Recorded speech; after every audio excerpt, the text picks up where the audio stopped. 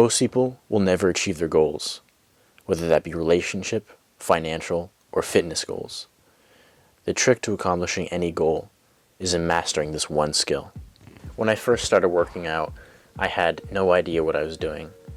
I did as many push-ups as I can do in one sitting, as many sit-ups, as many pull-ups, and for legs, nothing. I didn't train legs. I didn't make a whole lot of progress since I didn't have one thing, which is a plan.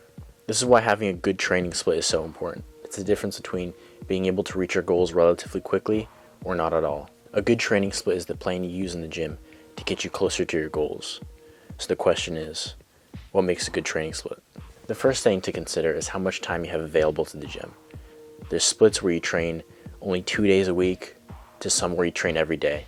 Just know that the best splits are somewhere in between, where you hit each muscle group around twice a week. If you have a lot of free time, then I'd recommend training 4 to 6 days a week. If time is an issue for you, then I recommend training HIT, high intensity training, 2 to 3 days a week.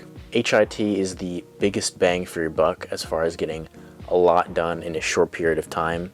If you don't know, HIT is the training style that Mike Mentzer and Dorian Yates followed, where you go all out on one set of exercise per muscle group, and then boom, you're done. HIT is probably not optimal, but it is the most effective way of getting a lot done in a short period of time if time is an issue for you. If HIT's too intense for you, then I just do full body 3 days a week.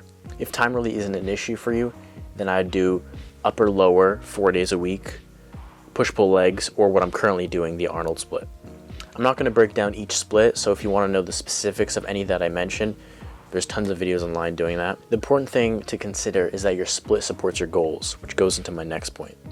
If you're a 15-year-old that's never been to the gym and you just want to put on as much muscle as possible, then your training is going to look a lot different than an advanced jiu-jitsu athlete that just wants to train to support his athletic performance. You need to decide if you want to train for athletics, for aesthetics, for strength, for health, or some type of combination. If you know where your goals are, you can better craft a training split around them, which is why I personally switched from the push-pull legs to the Arnold split.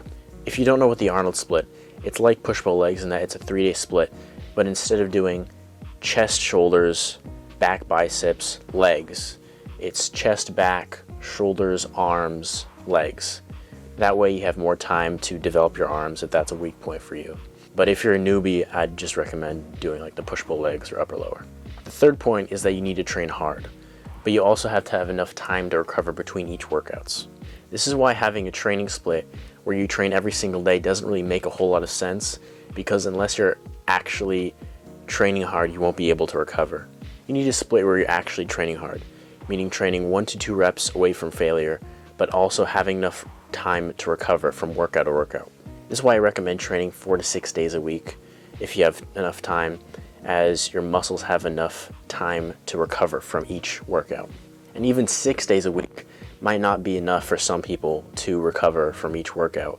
So really messing around with your recovery is optimal. Last and most important point, what you need to do now is track your progress. If you follow the previous steps, you have a split that targets your goals and fits your schedule. So all you need to do now is stay consistent and track your progress. Tracking progress is one of the most important parts of training, because if you don't, you'll likely stagnate and never hit your goals. This is because tracking the progress, like the weight you use and the reps and sets you do, is how you keep progressing and stay consistent and actually keep yourself accountable, as you actually know if you're improving or not. There's many ways of tracking progress, like writing the weight you use on that exercise and writing the set and rep you did on each workout. Or what I do, which is having a set and rep range, which if I exceed, meaning the exercise gets easier and I can do the upper part of the rep range, then I up the weight and start with lower reps again. As long as you're in some way writing down your progress, the reps and sets you use, and the weight you use, then it doesn't matter exactly how you track it, as long as you actually are tracking your progress. So your split has to fit your schedule, match your goals, your experience level, and in some way you have to track your progress. And that's really all there is to it.